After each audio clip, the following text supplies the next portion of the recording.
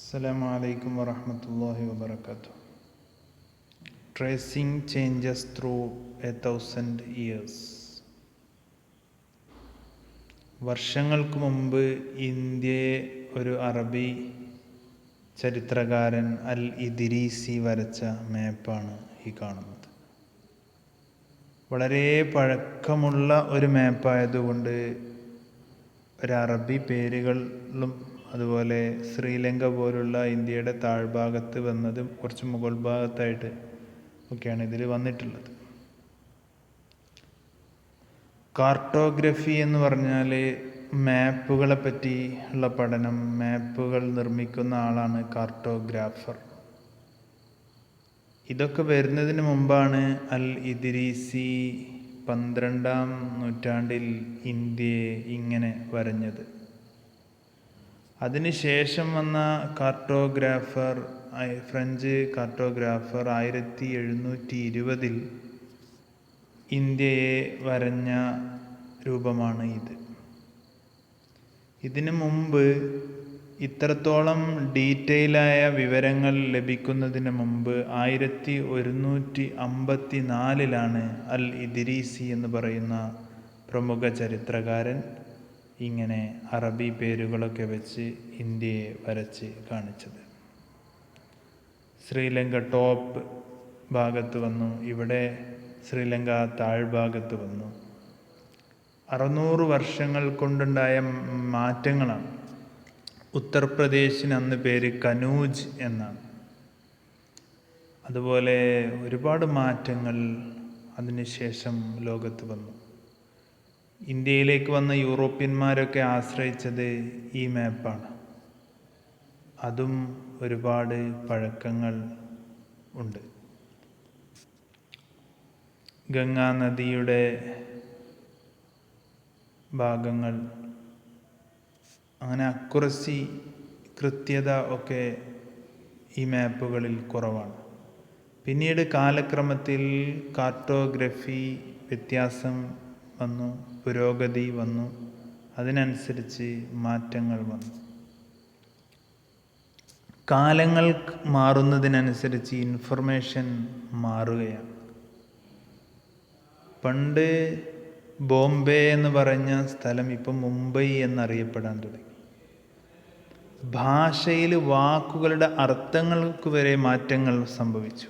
The meanings of words also change. Hindustan എന്ന് പറഞ്ഞാൽ പണ്ട് ഇന്ത്യയിലെ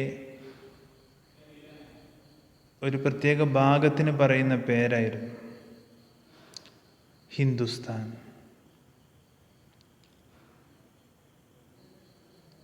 ഡൽഹി സുൽത്താനറ്റിൻ്റെ കീഴിലുള്ള ചില രാജ്യങ്ങൾക്ക് പറയുന്ന പേരായിരുന്നു ഹിന്ദുസ്ഥാൻ.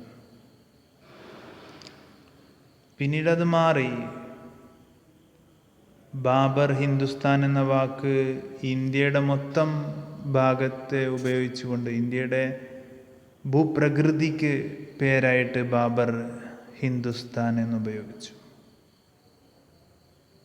അമീർ ഖുസ്രു എന്ന് പറയുന്ന കവി അദ്ദേഹത്തിൻ്റെ കവിതയിൽ ഹിന്ദ് എന്ന് പറയുന്നുണ്ട്. ഇന്ത്യ എന്ന അർത്ഥത്തിൽ ഹിന്ദ്. അപ്പോൾ ഓരോ രാജ്യങ്ങളും അവരുടെ ഭാഷാ ശൈലികൾ, പേരുകൾ എല്ലാം മാറി. ഫോറിനർ എന്ന് പറഞ്ഞാൽ ഇന്ന് നമ്മൾ പറയുന്നത് വിദേശികൾക്കാണെങ്കിൽ പണ്ട് ഫോറിനർ എന്ന് പറഞ്ഞാൽ വിദേശിയല്ല, തൊട്ടപ്പുറത്തെ ഗ്രാമത്തിൽ നിന്ന് വന്ന ആളെ പറ്റി ഫോറിനർ എന്ന് പറയുന്നു. കാലക്രമത്തിൽ ഭാഷകൾക്കും വാക്കുകൾക്കും മാറ്റങ്ങൾ വന്നു.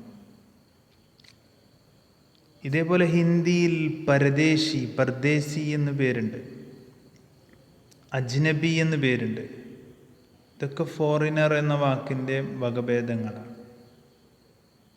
ചരിത്രകാരന്മാർക്ക് പല സോഴ്സുകളിൽ നിന്നാണ് അവരുടെ പഠന ഭാഗമായിട്ട്, ഗവേഷണത്തിൻ്റെ ഭാഗമായിട്ട് വിവരങ്ങൾ ലഭിക്കുന്നത്. ഹർഷവർദ്ധന, ഗുപ്ത സാമ്രാജ്യം, ഇവരൊക്കെ 1750 കാലഘട്ടത്തിൽ 1000 വർഷങ്ങൾ ഈ കാലഘട്ടത്തിലുള്ള വിവരങ്ങൾ ഇവർക്ക് ലഭിക്കുന്നു. 700 മുതൽ 1750 വരെയുള്ള 1000 വർഷമാണ് നമ്മൾ നോക്കുന്നത്.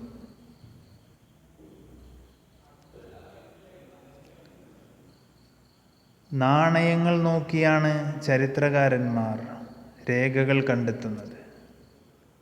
പഴയ ശില്പങ്ങൾ നോക്കിയും പഴയ എഴുത്തുകുത്തുകൾ നോക്കിയും ഒക്കെയാണ് അവർ ഇത് കണ്ടുപിടിക്കുന്നത്. പിന്നീട് പേപ്പറിൻ്റെ ഉപയോഗം കൂടുതലായി വന്നു. അപ്പോൾ പേപ്പർ കൂടുതൽ ഉപയോഗിക്കുന്ന കാലം വന്നപ്പോൾ വിവരങ്ങൾ പെട്ടെന്ന് ലഭ്യമാവാൻ തുടങ്ങി. ഒരു 13-ാം നൂറ്റാണ്ടിൻ്റെ മധ്യത്തിലൊക്കെ ഒരു പുസ്തകം എഴുതാൻ വിചാരിക്കുന്ന ആൾക്ക് പേപ്പർ ഉണ്ടായിരുന്നില്ല. അപ്പോൾ ഉള്ള വിവരങ്ങളൊക്കെ മായ്ച്ച് അതേ പേപ്പറിൽ അയാൾ എഴുതുകയായിരുന്നു. എന്നാൽ 13-ാം നൂറ്റാണ്ട് കഴിഞ്ഞ് 14-ാം നൂറ്റാണ്ടായപ്പോൾ ഭക്ഷണം പാക്ക് ചെയ്യാൻ വരെ പേപ്പറുകളായി.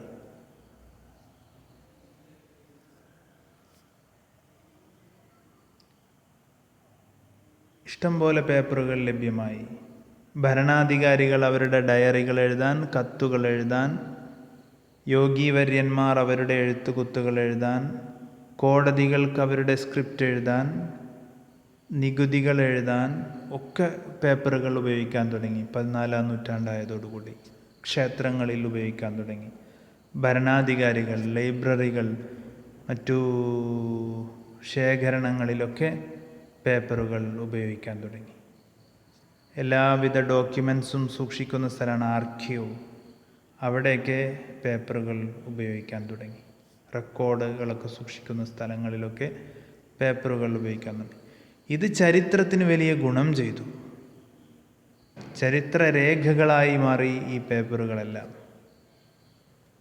പക്ഷേ ഒരു വ്യത്യാസം, നമ്മുടെ കൂട്ടുകാരുടെ നോട്ട് ബുക്ക് നമ്മൾ നോക്കി എഴുതി കോപ്പി അടിക്കുന്ന സമയത്ത് നിങ്ങൾ ശ്രദ്ധിച്ചിട്ടുണ്ടാവും, ചില അക്ഷരങ്ങളൊന്നും നിങ്ങൾക്ക് വ്യക്തമാവില്ലെങ്കിൽ നിങ്ങളൊരു സംവാട്ട് സിമിലിയർ ആയിട്ടാണ് കോപ്പി അടിക്കും.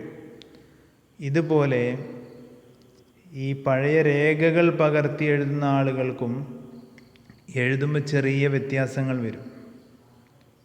ഈ വ്യത്യാസങ്ങൾ പിന്നീട് തലമുറകളായി വ്യത്യാസങ്ങൾ മാറി മാറി വരുമ്പോൾ അവസാനം കിട്ടുന്ന ആൾക്ക് കിട്ടുന്ന രേഖയിൽ വലിയ വ്യത്യാസങ്ങൾ വരുന്നു. ഇത് നോക്കൂ, ഉറുദു എഴുത്താണ്. പേർഷ്യൻ, അറബിക്, പേർഷ്യൻ ലിപികളാണ് ഇവിടെ കാണുന്നത്. വളരെ പ്രയാസത്തിൽ വായിക്കേണ്ടതും എളുപ്പത്തിൽ വായിക്കാവുന്നതും ഒക്കെ ഇതിലുണ്ട്. ഈ രേഖകൾ വായിക്കുമ്പോൾ ഒരു പ്രയാസം ചരിത്രകാരന്മാർ നേരിട്ടതുകൊണ്ട് ചില ചരിത്രപരമായ വ്യത്യാസങ്ങളൊക്കെ വന്നിട്ടുണ്ടായിരിക്കും.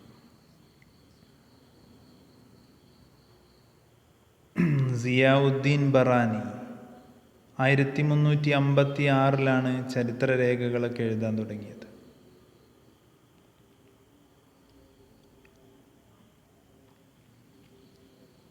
പക്ഷേ പലതും രേഖകളും ഇപ്പോൾ ചരിത്രരേഖകളില്ല. പിന്നെ സാമൂഹിക രാഷ്ട്രീയ പശ്ചാത്തലങ്ങൾ 700 മുതൽ 1750 വരെയുള്ള 1000 വർഷങ്ങൾ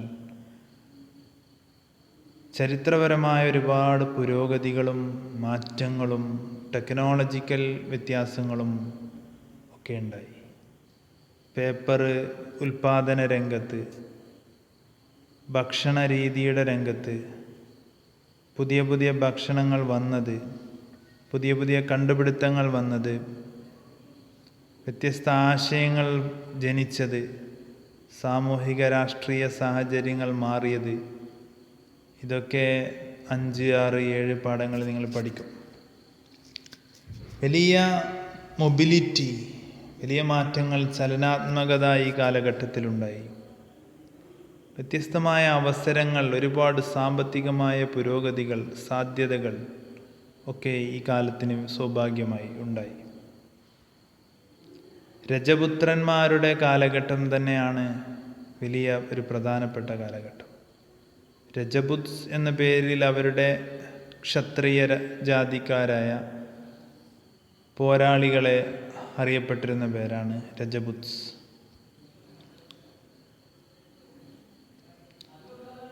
അവർ പട്ടാളക്കാരായിരുന്നു, സൈന്യത്തിൽ മെമ്പർമാരായിരുന്നു.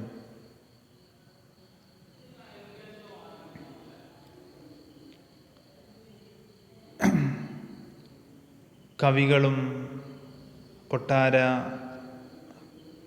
കവികളൊക്കെ ഇവരുടെ മഹത്വങ്ങൾ, ക്ഷത്രിയരുടെ രജപുത്രന്മാരുടെ മഹത്വങ്ങൾ പറഞ്ഞിട്ടുണ്ട്.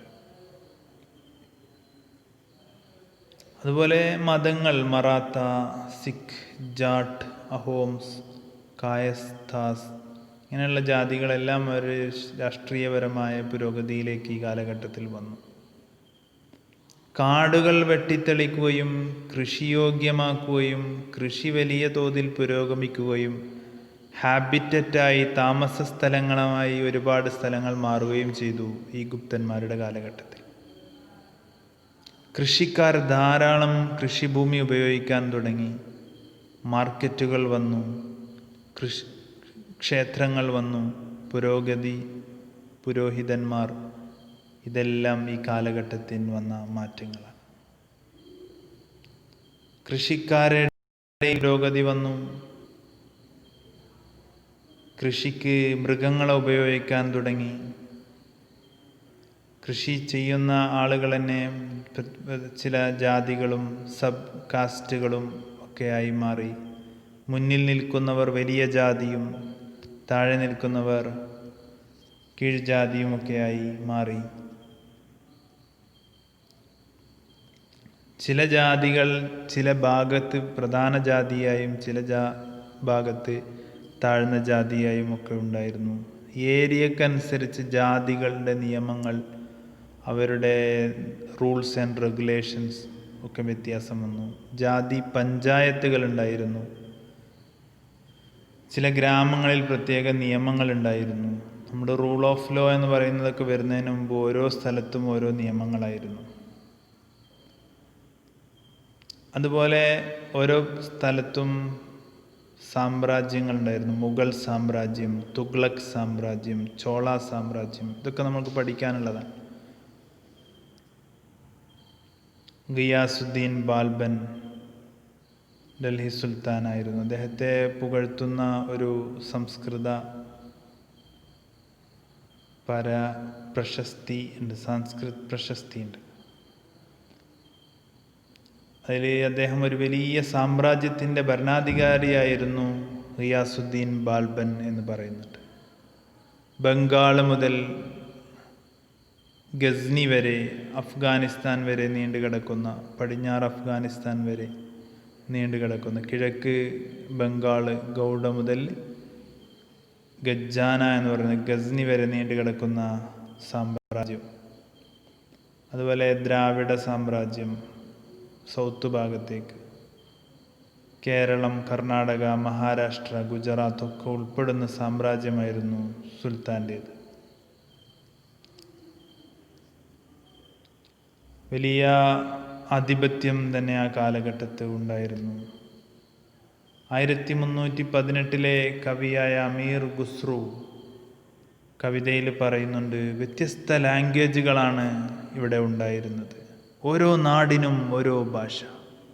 സിന്ധി, ലാഹോരി, കശ്മീരി ഇതൊക്കെ കർണാടകയിലും, തെലങ്കാന ആന്ധ്രാപ്രദേശിലും, ഗുജറി ഗുജറാത്തിലും, തമിഴ്നാട്ടിൽ മലബാരിയും, ബംഗാളിൽ ഗൗരിയും, ഉത്തർപ്രദേശിൽ അവാദിയും, ഡൽഹിയിൽ ഹിന്ദവി, ഇങ്ങനെ വ്യത്യസ്തമായ ഭാഷകൾ സംസാരിച്ചിരുന്നു എന്നൊക്കെ അദ്ദേഹം പറയുന്നുണ്ട്. നിങ്ങളോടിവിടെ ആ ഭാഷകളുടെ പേര് എഴുതിയെടുക്കാനും ഇപ്പോൾ ഉള്ള ഭാഷകളുടെ പേരും ഒക്കെ കമ്പയർ ചെയ്യാനും പറയുന്നുണ്ട്. 700 ആയതോടുകൂടി വ്യത്യസ്ത ഭാഷകളും വ്യത്യസ്ത സംസ്കാരങ്ങളുമൊക്കെ ഇന്ത്യയിൽ വന്നു. വ്യത്യസ്ത സാമ്രാജ്യങ്ങൾ വന്നു. അവർ തമ്മിലുള്ള സംഘട്ടനങ്ങൾ വന്നു. ചോള, ഖൽജി, തുഗ്ലക്, മുഗൾ ഇവരൊക്കെ വലിയ സാമ്രാജ്യങ്ങൾ നിർമ്മിച്ചു. കുറേ പ്രദേശങ്ങൾ ഒരുമിച്ച് കൂട്ടിയിട്ട് pan regional spanning diverse regions ആയിട്ട് വലിയ സാമ്രാജ്യങ്ങൾ പടുത്തുയർത്തിയവരാണ് മുഗളന്മാരും ചോളന്മാരും തുഗ്ലക്കുകളും ഖൽജീസുകളും ഒക്കെ. മുഗൾ എംപയർ അവസാനിക്കുന്നത് 18-ാം നൂറ്റാണ്ടിലാണ്. അതിന് ശേഷമാണ് വീണ്ടും റീജിയണൽ സ്റ്റേറ്റ്സ് തുടങ്ങുന്നത്. അതുവരെ ഒരു വലിയ വൈഡ് സാമ്രാജ്യമായിരുന്നു. മുഗൾ എംപയറിന് ശേഷം പിന്നെയും ചെറിയ ചെറിയ ഭരണകൂടങ്ങൾ വന്നു, ജില്ലാ ബേസ് ഭരണകൂടങ്ങൾ വന്നു, സംസ്കാരങ്ങൾ വീണ്ടും വ്യത്യാസം വരാൻ തുടങ്ങി. 700 മുതൽ 1750 വരെയുള്ള വ്യത്യസ്ത റീജിയനുകളുടെ സ്വഭാവങ്ങൾ ഒറ്റപ്പെട്ട രൂപത്തിലല്ല ഉണ്ടായിരുന്നത്. എല്ലായിടത്തും വ്യത്യസ്തങ്ങളായ മാറ്റങ്ങൾ വന്നിരുന്നു. ബാക്കി ഭാഗം അടുത്ത ക്ലാസ്സിൽ ആവട്ടെ. അസ്സലാമു അലൈക്കും വറഹ്മത്തുള്ളാഹി വബറകാതുഹു.